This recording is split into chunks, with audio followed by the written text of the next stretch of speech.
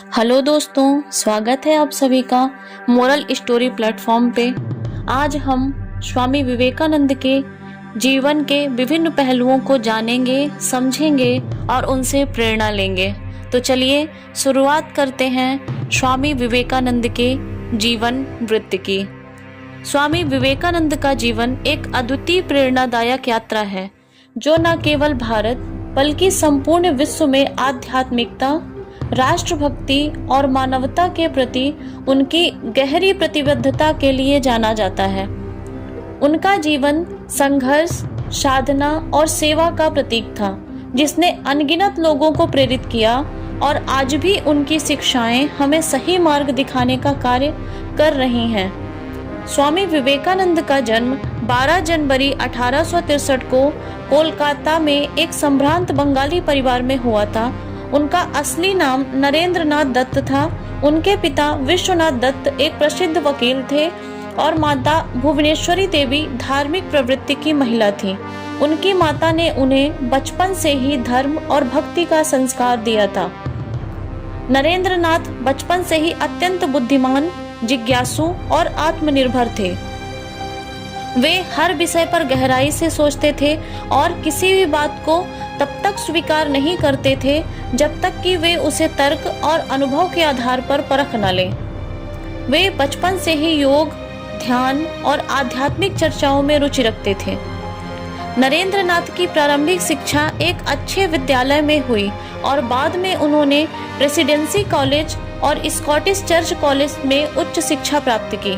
वे दर्शन, विज्ञान, इतिहास, साहित्य और धर्मशास्त्र के गहरे जानकार थे।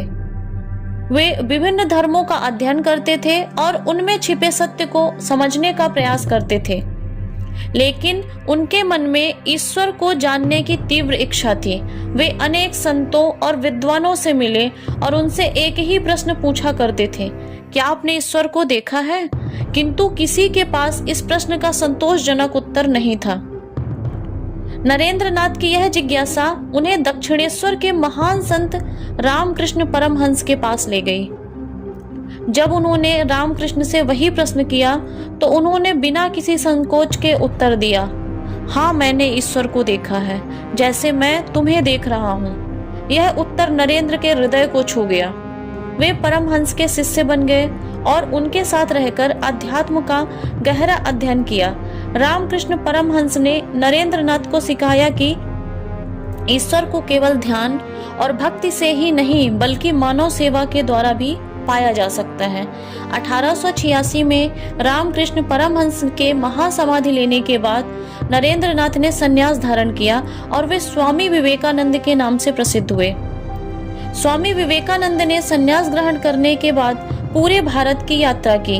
वे हर स्थान पर गए, हिमालय से लेकर कन्याकुमारी तक। उन्होंने देश की गरीबी, अशिक्षा और सामाजिक भेदभाव को देखा और अनुभव किया कि भारत के उत्थान के लिए केवल आध्यात्मिकता ही नहीं बल्कि शिक्षा, विज्ञान और आत्मनिर्भरता की भी आवश्यकता है। 1863 में अमेरिका के शिकागो में विश्व धर्म महासभा का आयोजन हुआ। स्वामी विवेकानंद ने भारत और हिंदू धर्म का प्रतिनिधित्व किया। उन्होंने अपने प्रसिद्ध भाषण की शुरुआत अमेरिका के भाइयों और बहनों कहकर की, जिससे पूरा सभागार तालियों से गूंज उठा। उन्होंने दुनिया को भारत के अद्वितीय आध्यात्मिक ज्ञान से परिचित कराया और बताया कि सभी धर्म समान हैं और मानवता की सेवा ही सच्चा धर्म है। उनका भाषण इतना प्रभावशाली था कि पूरी दुनिया ने भारत की आध्यात्मिक शक्ति को पहचाना। शिकागो सम्मेलन के बाद स्वामी विवेकानंद ने कई देशों में व्याख्यान दिए और वेदांत, योग और भारतीय संस्कृति का प्रचार किया। उन्होंने अमेरिका और यूरोप में भारतीय दर्शन को नई ऊंचाइयों तक पहुंचाया। उन्होंने अमेरिका में वेदांत सोसाइटी की स्थापना की, जिससे पश्चिमी लोग भारतीय आध्यात्मिकता को समझने लगे। उन्होंने पश्चिम को योग और ध्यान की महत्ता समझाई और दिखाया कि किस प्रकार भारतीय संस्कृति आत्मा और शरीर के संतुलन पर बल देती है। 1897 में स्वामी विवेकानंद भारत लौटे और उन्होंने रामकृष्ण मिशन की स्थापना की। यह मिशन शिक्षा, चिकित्सा, समाज सेवा और गरीबों की सहायता के लिए समर्पित था। उन्होंने यह संदेश दिया कि दरिद्र नारायण की सेवा ही सच्ची पूजा है। उन्होंने भारतीय युवाओं को जागरूक किया और कहा, उठो जागो और तब तक मत रुको जब तक लक्ष्य की प्राप्ति ना हो जाए। स्वामी विवेकानंद ने अल्पायु में ही अपार कार्य किया। उन्होंने भारतीय समाज को आत्मनिर्भरता, शिक्षा और स्वाभिमान का संदेश दिया। 4 जुलाई 1902 को मात्र 39 वर्ष की उम्र में उन्होंने महासमाधि ले ली। उनकी मृत्यु भले ही शीघ्र हो गई, लेकिन उनके विचार, शिक्षाएं और आदर्श आज भी जीवित हैं। स्वामी विवेकानंद से मिलने वाली प्रेरणाएं। आत्मनिर्भरता। उन्होंने युवाओं को आत्मनिर्भर बनने की प्रेरणा दी। धर्म विज्ञान का संतुलन। उन्होंने बताया कि विज्ञान और धर्म एक दूसरे के विरोधी नहीं हैं, बल्कि एक दूसरे के पूरक हैं। मानव सेवा ही सच्चा धर्म। उन्होंने गरीबों, असहायों और जरूरतमंदों की सेवा को ही सबसे बड़ा धर्म बताया। राष्ट्रीयता और देशभक्ति। उन्होंने भारत को जागृत करने का कार्य किया और राष्ट्रभक्ति की भावना को मजबूत किया। शिक्षा का महत्व। उन्होंने शिक्षा को सबसे बड़ा हथियार बताया, जिससे व्यक्ति और समाज दोनों का उत्थान संभव है। स्वामी विवेकानंद का जीवन केवल एक सन्यासी की गाथा नहीं, बल्कि एक ऐसे क्रांतिकारी विचारक की कहानी है जिसने भारत को आत्मसम्मान और आध्यात्मिक गौरव दिलाया। उनके शिक्षाएं आज भी युवाओं को प्रेरित करती हैं और उनका संदेश हमें यह सिखाता है कि अपने जीवन का उद्देश्य खोजो और उसे पूरा करने के लिए पूरी शक्ति से जुट जाओ। उनकी कही हुई यह बात हमें सदैव प्रेरणा देती रहेगी। सिंह बनो, भेड़ मत बनो। अपने भीतर की अपार शक्ति को पहचानो और आगे बढ़ो। दोस्तों, अभी तक हमने स्वामी विवेकानंद के जीवन से जुड़े विभिन्न पहलुओं को समझा। चलिए अब हम उनके जीवन की कुछ ऐसी कहानियों के बारे में जानते हैं जो किताबों में उपलब्ध नहीं है।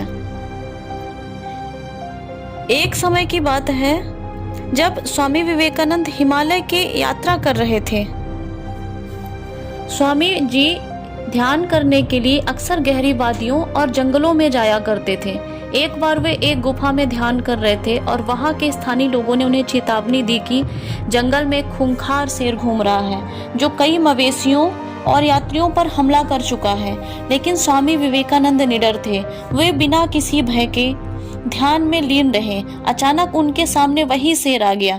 आश्रम के लोग दूर से देख रहे थे और सोच रहे थे कि अब स्वामी जी का अंत निश्चित है। लेकिन तभी एक चमत्कार हुआ।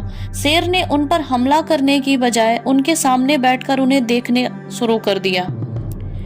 कुछ ही मिनटों में वह शांत होकर धीरे धीरे जंगल की ओर चला गया। बाद में लोगों ने स्वामी विवेकानंद से पूछा कि ऐसा कैसे हुआ, तो उन्होंने मुस्कुराते हुए कहा, जब मन पूरी तरह शांत हो जाता है और अहंकार समाप्त हो जाता है तो प्रकृति खुद आपको पहचानने लगती है और डर मन का एक भ्रम है। ऐसा ही एक दूसरा रोचक प्रसंग है जब उन्होंने एक अंग्रेज को उसकी औकात दिखा दी। स्वामी विवेकानंद जब विदेश यात्रा पर थे तब एक बार वे ब्रिटेन के एक रेलवे स्टेशन पर खड़े थे। उनके साधारण वस्त्र देखकर एक अंग्रेज ने उनका मजाक उड़ाते हुए कहा, क्या भारत में सभ्यता इतनी पिछड़ी हुई है कि आप ढंग के कपड़े तक नहीं पहन सकते? स्वामी विवेकानंद ने बहुत ही शांत स्वभाव से उत्तर दिया, सभ्यता कपड़ों से नहीं चरित्र से पहचानी जाती है। तुम्हारे देश में एक दर्जी आदमी को सज्जन बना सकता है, लेकिन हमारे देश में चरित्र ही किसी को महान बनाता है। उनके इस उत्तर से अंग्रेज पूरी तरह निरुत्तर हो गया और शर्म से सिर झुका लिया। ऐसा ही एक प्रसंग है जब उन्होंने अपनी मृत्यु की भविष्यवाणी की थी।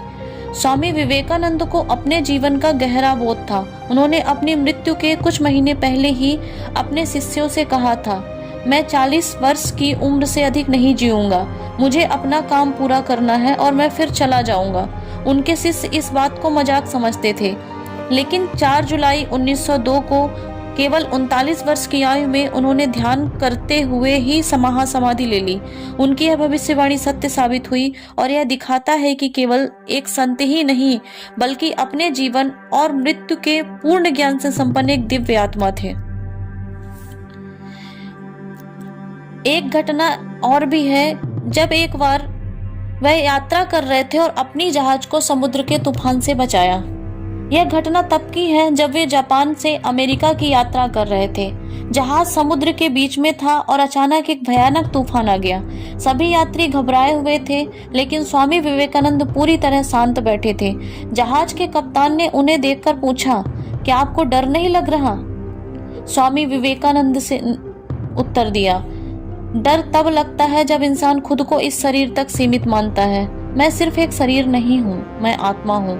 उन्होंने अपनी आंखें बंद कर ध्यान लगाया और कुछ ही देर में समुद्र का तूफान शांत होने लगा। यह देखकर कप्तान और सभी यात्री आश्चर्यचकित रह गए। बाद में कई लोगों ने कहा कि यह संयोग भी हो सकता है, लेकिन स्वामी विवेकानंद को जानने वाले लोग मानते थे कि यह उनकी आध्यात्मिक शक्ति का ही प्रभाव था। जब वे राजा से ज्यादा अमीर निकले। एक बार स्वामी विवेकानंद किसी राजा के दरबार में गए थे। राजा को अपने धन और वैभव पर बहुत गर्व था।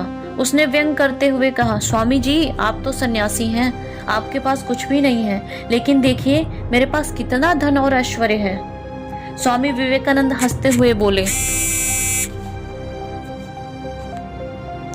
तुम राजा हो, लेकिन तुम्हारे पास यह धन हमेशा नहीं रहेगा।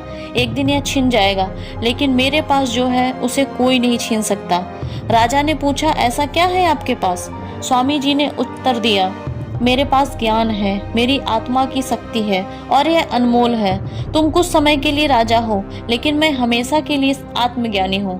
राजा ने यह सुनकर सिर झुका लिया और स्वामी विवेकानंद के चरणों में गिर गया। जब उन्होंने बच्चों को पढ़ाने के लिए अपना भोजन त्याग दिया। स्वामी विवेकानंद हमेशा गरीबों और बच्चों की शिक्षा के लिए चिंतित रहते थे। एक बार वे किसी गांव में गए जहां उन्होंने देखा कि बच्चे बिना शिक्षा के इधर उधर भटक रहे हैं। उन्होंने गांव के बुजुर्गों से पूछा कि बच्चे स्कूल क्यों नहीं जाते, तो उन्होंने बताया कि उनके पास स्कूल बनाने के लिए पैसे नहीं हैं। स्वामी विवेकानंद ने तुरंत निर्णय लिया कि वे स्वयं उन बच्चों को पढ़ाएंगे, लेकिन कुछ ही दिनों में उनका भोजन खत्म हो गया। गांव वाले उनकी मदद करना चाहते थे, लेकिन उनके पास भी संसाधन नहीं थे। स्वामी विवेकानंद ने कहा, अगर इन बच्चों को पढ़ाने के लिए मुझे भूखा भी रहना पड़े तो भी मैं इसे करूंगा, लेकिन इनका भविष्य ही देश का भविष्य है। यह देखकर गांव वालों ने अपनी ओर से जो भी संभव था उनकी सहायता की और धीरे धीरे गांव में शिक्षा का प्रसार होने लगा। दोस्तों, स्वामी विवेकानंद का जीवन केवल धर्म और अध्यात्म का ही प्रतीक नहीं था, बल्कि वह साहस, आत्मविश्वास, तर्क, सेवा और संपूर्ण मानवता की भलाई के लिए समर्पित था। उनके जीवन के कई प्रसंग हमें यह सिखाते हैं कि जीवन में सच्चा संत वही होता है जो समाज के लिए कुछ करता है, जो अपनी सोच को ऊंचा रखता है और जो हर परिस्थिति में खुद को मजबूत बनाए रखता है। वे केवल एक साधु नहीं, बल्कि आत्मबल, ऊर्जा और भारतीयता के प्रतीक थे। उनके जीवन में हमें यह सीख मिलती है कि अगर इरादा मजबूत हो तो